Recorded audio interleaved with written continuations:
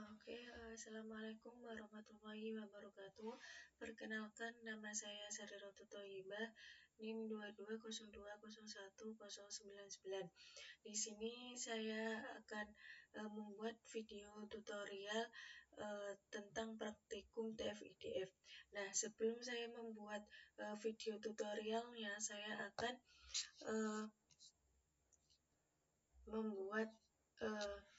melakukan penjelasan tentang TF-IDF terlebih dahulu. Apa sih yang dimaksud dengan TF-IDF? Nah, TF-IDF adalah metode yang digunakan untuk mengukur seberapa penting suatu kata dalam sebuah dokumen dibandingkan dengan kumpulan dokumen lainnya. TF, trim frekuensi, menunjukkan seberapa sering kata muncul dalam satu dokumen. IDF menunjukkan seberapa jarang kata itu muncul di seluruh dokumen. Semakin sering kata muncul di satu dokumen, tapi jarang di dokumen lain, maka nilainya semakin tinggi dan dianggap penting. Nah, di sini TF-IDF mempunyai rumus manual untuk menghitung TF-IDF. Nah, bagaimana sih rumus TF-IDF? Rumus TF-IDF adalah TF-IDF dalam kurung T dikali D sama dengan TF buka kurung T kali D tutup kurung kali IDF dalam kurung T. Nah, keterangannya di sini TF dalam kurung TD adalah jumlah kemunculan kata T di dokumen D dibagi total kata dalam dokumen D.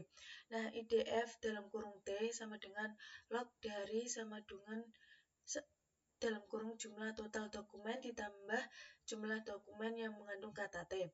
Contoh, ada 3 dokumen dan kata Python muncul 2 kali di dokumen 1 yang berisi 10 kata dan muncul di 2 dari 3 dokumen.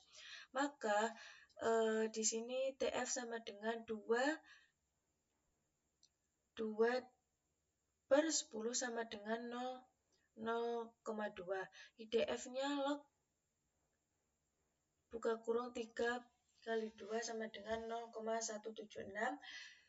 Terus IDF-nya 0,2 dikali 0,176 hasilnya 0,035. Artinya kata Python cukup penting tapi tidak terlalu dominan di semua dokumen. Nah, yang keempat,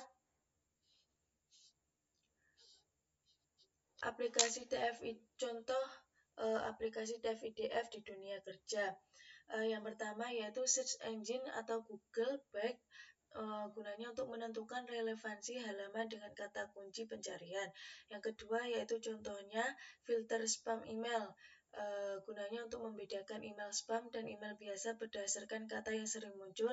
Yang ketiga analisis sentimen, gunanya untuk menentukan kata yang sering muncul dalam ulasan positif atau negatif. Yang keempat yaitu klasifikasi dokumen dan rekomendasi konten, gunanya untuk menentukan kesamaan antar artikel, berita, atau laporan. Untuk yang kelima yaitu TF-IDF mempunyai kelebihan antara lain yaitu mudah dipahami dan dihitung, efektif untuk menemukan kata penting dalam teks, 3 tidak memerlukan data pelatih atau supervisit, dan cocok untuk teks pendek seperti berita, artikel, atau ulasan. TF-IDF juga mempunyai kekurangan yaitu antara lain tidak memperhitungkan makna atau konteks kata, contoh baik dan bagus dianggap berbeda. Kedua, tidak efektif untuk teks yang sangat panjang. Yang ketiga, hasilnya bisa berubah jika jumlah dokumennya bertambah.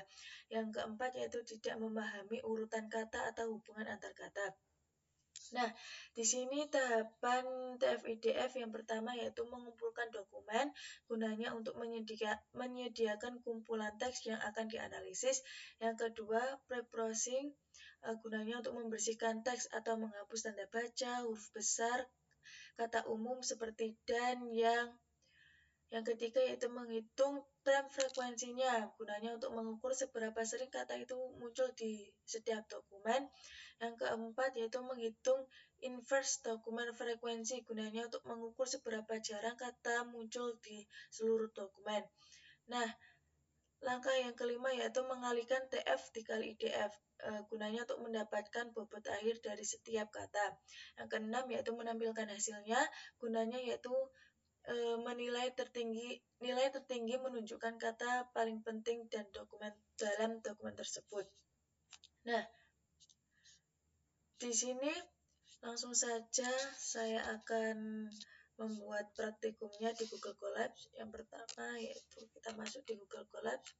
Kita inputkan codingannya sesuai yang ada di sini.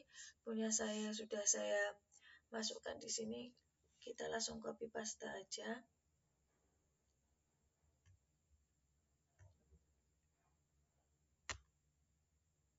Sampai sini sampai akhir. Oke. Ctrl C. Kita masuk di Google Colabs.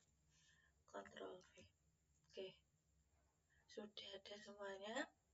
Coba kita run terlebih dahulu.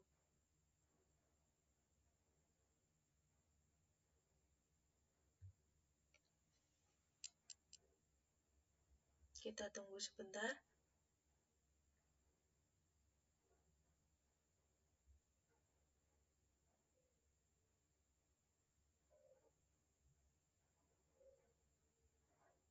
Nah, oke, berhasil. Dari codingan ini nanti akan muncul hasil di bawah ini. Kita scroll ke bawah. Nah, hasil perhitungan DFIDF-nya seperti ini. Kita scroll ke atas lagi. Nah, di sini langkah yang pertama yaitu kita akan import library-nya terlebih dahulu dengan menggunakan from screen fitur extraction text import seperti itu. Gunanya yaitu di sini.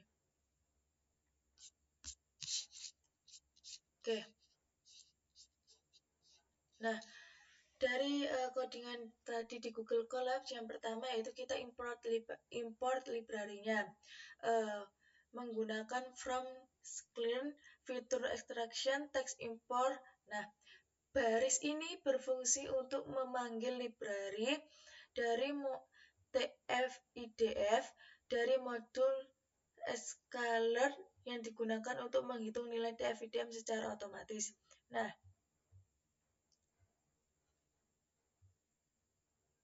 nih. Oke. Nah, ini tadi.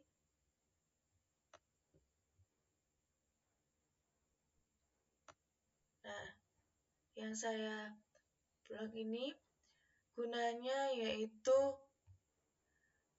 memanggil library TF-IDF dari modul scalar yang digunakan untuk menghitung nilai TF-IDF secara otomatis. Nah, yang kedua, penjelasan yang kedua yaitu kita menyiapkan data teksnya terlebih dahulu. Nah, di sini saya suka belajar data mining, belajar Python itu menyenangkan, data mining dan Python sangat berguna. Nah, gunanya dari data teks ini yaitu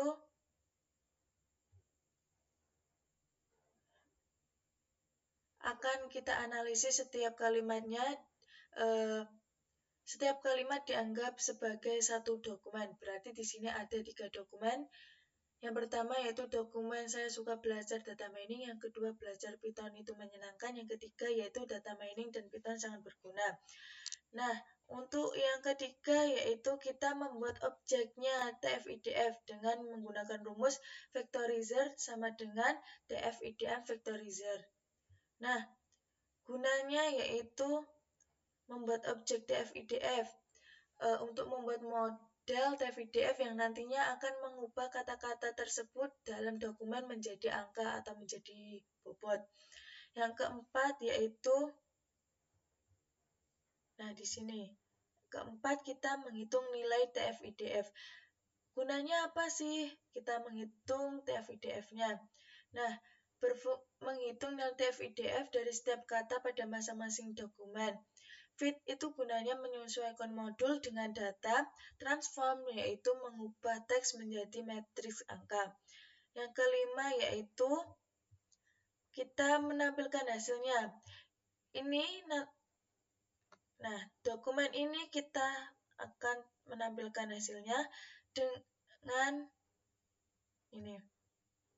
Menampilkan hasilnya yaitu kita cukup banyak codingannya, yaitu kita input from, ranknya, terus print, kayak kita masukkan semua rumus-rumusnya, fitur-fitur codingannya di sini.